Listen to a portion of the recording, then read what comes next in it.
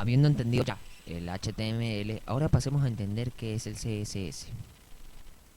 Bueno, el CSS es un mecanismo complementario del lenguaje HTML que permite indicarle al navegador el estilo que debe darle a los distintos elementos al desplegar la información de un sitio web. Mientras que los comandos del HTML le indican al navegador que ciertas partes del texto son títulos, subtítulos, enlaces o párrafos. CSS es lo que le dice, entre otras cosas, qué fuente, tamaño, color o alineación debe tener un elemento de la página. Hay una gran diferencia en la manera como se visualiza un sitio con comandos CSS y uno con el que no los tiene. Como pueden ver, el sitio de BBC con CSS es el de la izquierda y sin CSS es el de la derecha. Cabe destacar que el de CSS, un sitio normal web que alguna persona vaya a hacer, se va a ver como el de la derecha. Cuando tú le aplicas CSS, entonces se verá como el de la izquierda, más detallado, más limpio y más bonito. Las formas de aplicar el CSS en una página web son tres formas que se aplican en un documento HTML, en línea, incrustado en la cabecera y mediante hojas de estilo externas. Los estilos en línea son declaraciones CSS que se integran a las etiquetas HTML mediante el atributo style. Este método tan solo afecta al elemento en el que se integra el código. El CSS en línea es muy complicado de entender y mantener, ya que se mezcla con los estilos del CSS con el código del HTML. Aquí, como están viendo, se está utilizando el CSS para que se vea el párrafo en color verde. Otra manera muy simple de añadir estilo al CSS es utilizando la etiqueta style en la cabecera head del fichero HTML del sitio. La desventaja de este método es que a la hora de realizar cualquier cambio se debe realizar en múltiples páginas diferentes y el código estará repetido. Su uso puede llegar a ser necesario en el caso de utilizar un gestor de contenido que no permita modificar el archivo CSS directamente. Aquí, como lo están viendo, se utiliza mucho el estilo style. Pues es mucho más sencillo el ejemplo que les mostré anteriormente. Pues como pueden ver en los comentarios CSS, comentar en CSS es todo un comentario que vendrá marcado por los caracteres de apertura, ¿verdad? Diagonal y un signo de por, ¿verdad? Y otros dos caracteres de cierre, según se explica en la especificación del CSS 2. Todo lo que se incluya dentro de esta apertura y cierre no será interpretado por el navegador. Elementos que forman una regla de CSS para aplicar estilo a una página web. Bueno, pues una regla de CSS se compone de un selector y de un bloque de declaración. Cada declaración está compuesta por uno o más pares de propiedades o valores. El bloque de declaración empieza y acaba con los signos de llaves. Cada propiedad debe separarse de su valor por el signo de dos puntos. Y cada par de propiedades o valores se separa por el signo de punto y coma. Como están viendo, aquí hay un ejemplo de todo lo que les acabo de explicar. Bien, para entender un poco más sobre estas reglas o estos elementos, tenemos que entender que la regla es de cada uno de los estilos que componen una hoja de estilos CSS. Cada regla está compuesta de una parte de selectores, un símbolo de llave de apertura y otra parte denominada bloque de declaración. Y por último, un símbolo de llave de cierre. El selector, este nos indica qué elemento de HTML a los que se le aplica las reglas. El bloqueo de declaración o bloque de declaración especifica los estilos que se aplican a los elementos. Está compuesto por pares de propiedades CSS y su correspondiente valor. En la propiedad característica, esto hace que la característica que se modifica en el elemento seleccionado, por ejemplo, su tamaño de letra, color, entre otros, y cada propiedad que tiene el conjunto de posibles valores. Ahora, en el valor establece el nuevo valor de la propiedad y se modifica a través del elemento, ¿ok? Ahora, también se pueden definir varios selectores simultáneamente escribiendo los selectores separados por comas, ¿verdad? Lo que no es correcto es definir varias propiedades simultáneamente. Tenemos también tipos de selectores, etiquetas y ID de clases. Ahora, entendamos que los selectores nos ayudan a indicar el elemento sobre el que se van a explicar o aplicar los estilos. Existen muchos tipos de selectores y algunos de los que más son destacados son los que se detallan a continuación. Por ejemplo, está el selector universal. Como pueden ver, el elemento que se utiliza es atributo, valor. Y aquí pueden ver un poco el código que se hace en CSS. También este estilo se aplicará en todos los elementos de la página. Tenemos el selector etiqueta, atributo y valor. Aquí están viendo también el código de este selector, que este estilo se va a aplicar a todos los elementos de los párrafos. Y tenemos el selector clase, que está la clase atributo, valor y el código de lo que se utiliza. Este estilo siempre se va a aplicar a cualquier elemento que tenga la clase blem. Ahora, tenemos el selector identificador. Como están viendo, este cambia un poco, porque este estilo se aplicará al elemento que tenga el ID send. También tenemos el selector descendiente, el selector 1, 2, n, atributo y el valor. El estilo de este se va a aplicar a todos los párrafos que se encuentren dentro de una etiqueta div, ¿ok? Y en la combinación de selectores, como están viendo, aquí está como se pone. Y este estilo siempre se va a aplicar a todos los divs y párrafos, ¿ok? En las unidades de CSS tenemos las unidades absolutas, que son un tipo de medida fija que no se cambia y que de esta depende de ningún otro factor. Ahora, son ideales en contextos donde las medidas no varían, como pueden ser en medios impresos, documentos de impresiones o entre otros. Pero son unidades poco adecuadas para la web, ya que no tienen una capacidad de adaptarse a diferentes resoluciones o pantallas, que es lo que tenemos que hacer hoy en día. Sé que está un poco pequeña el ejemplo, pero nos habla de las unidades, el significado de esas unidades y la medida aproximada que tienen esas unidades, ¿ok?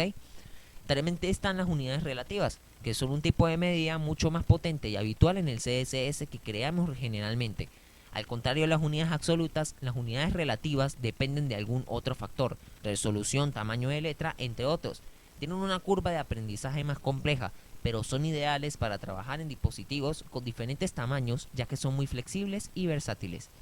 Aquí tenemos también la unidad, el significado, la medida aproximada.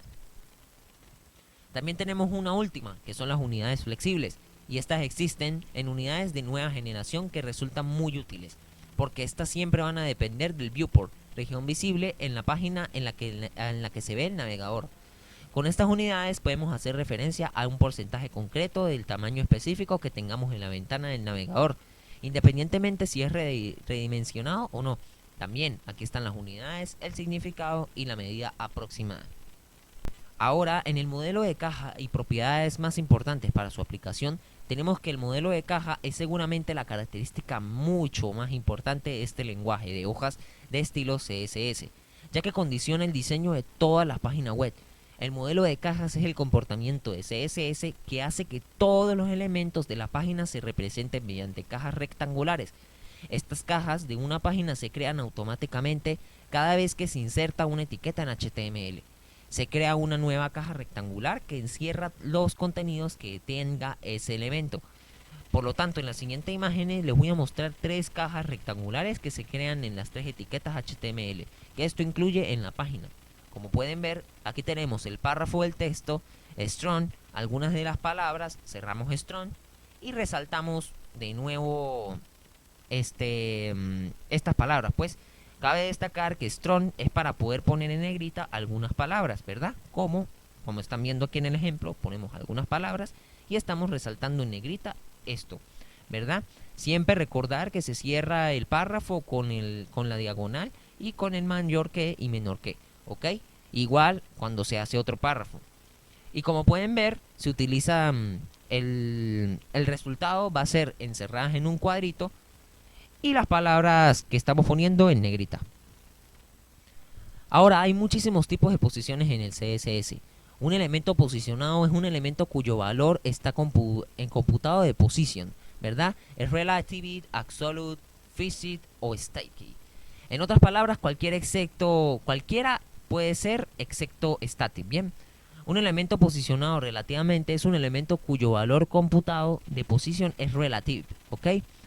La propiedad position de CSS especifica cómo un elemento es posicionado en el documento, ¿verdad? Las propiedades top, right, bottom y left determinan la ubicación final de los elementos posicionados. Ahora, también tenemos los tipos de posicionamiento. tenemos que un elemento posicionado relativamente es un elemento cuyo valor computado es posición y es relativo, ¿ok? Las propiedades top y bottom especifican el desplazamiento vertical de su posición original. Las propiedades left y right especifican su desplazamiento horizontal. Un elemento posicionado absolutamente es un elemento cuyo valor computado de posición es absolute o facet. Las propiedades top, right, bottom y left especifican el desplazamiento desde los bordes del bloque en el contenedor del elemento. El bloque del contenedor es el ancestro relativo al cual el elemento está posicionado. Si el elemento tiene márgenes, si se agregan al desplazamiento, el elemento establece un nuevo contexto de formato de bloque para su contenido. ¿Qué es el Flexbox? Es un sistema de elementos flexibles que llega a la idea de olvidar estos mecanismos y acostumbrarnos a una mecánica mucho más potente. Va a limpiar y va a personalizar en lo que los elementos HTML se adapten y se coloquen automáticamente. Y es mucho más sencillo personalizar los diseños. Está específicamente diseñado para crear mediante CSS estructuras en una sola dimensión. Tenemos que el contenedor también dentro de Flexbox es el elemento padre que tendrá su interior cada uno de los ítems flexibles. Esto va a observar al contrario que muchas otras estructuras CSS. Por norma general, el Flex establecemos las propiedades al elemento padre. El eje principal. Los contenedores flexibles siempre van a tener una orientación principal específica. Por defecto es el horizontal o en fila. El CSS Grid. El CSS Grid contiene funciones de diseño dirigidas a los desarrolladores de aplicaciones web. Este CSS Grid se puede utilizar para lograr muchos diseños diferentes. Al igual que las tablas, el Grid Layout permite que un autor pueda alinear elementos en columnas y filas.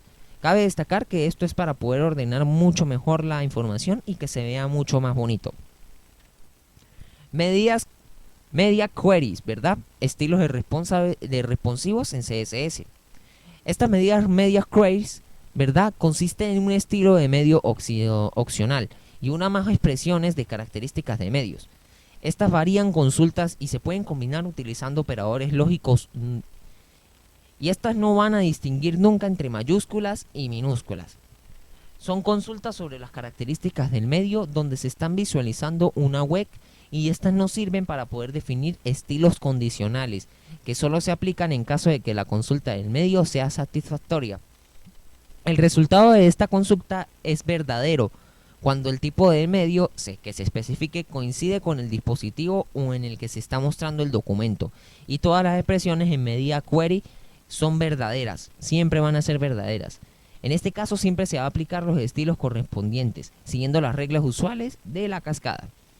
Aquí como están viendo, no sé si lo puedan ver del todo bien, ya que pues al editar estas cositas pues no pude ponerlo un poco más grande pues, pero básicamente nos muestra cómo se utiliza el media query para poder hacer que el texto, ¿verdad?, se note más editado.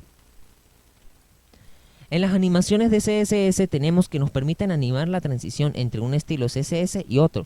Estas animaciones constan de dos componentes, un estilo que describe la animación CSS y un conjunto de fotogramas que indican su estado inicial y final, así como posibles puntos intermedios en la misma. Estas animaciones tienen tres ventajas principales sobre las técnicas tradicionales de animación basadas en scripts. Son muy fáciles de usar para animaciones sencillas y esto se puede hacer incluso sin tener conocimientos de JavaScript. La animación se muestra correctamente, incluso en equipos poco potentes. Animaciones simples realizadas en JavaScript pueden verse mal, al menos que estén muy bien hechas. El motor renderizado puede usar técnicas de optimización como frame skipping u otras técnicas para que la ejecución de la animación se vea tan suave como sea posible. Al ser el navegador quien controle la secuencia de la animación, permitimos que optimice el rendimiento y eficiencia de la misma. Por ejemplo, reduciendo la frecuencia de actualización de la animación ejecutándola en pestañas que no estén visibles. Tenemos también en las variables de CSS, que son las propiedades personalizadas. También se conocen como variables. Y estas son entidades definidas por autores de CSS que contienen valores específicos que se pueden volver a utilizar en un documento. Y las variables de CSS nos permiten que cuando un valor se almacene en un lugar y luego se haga referencia en varios otros lugares.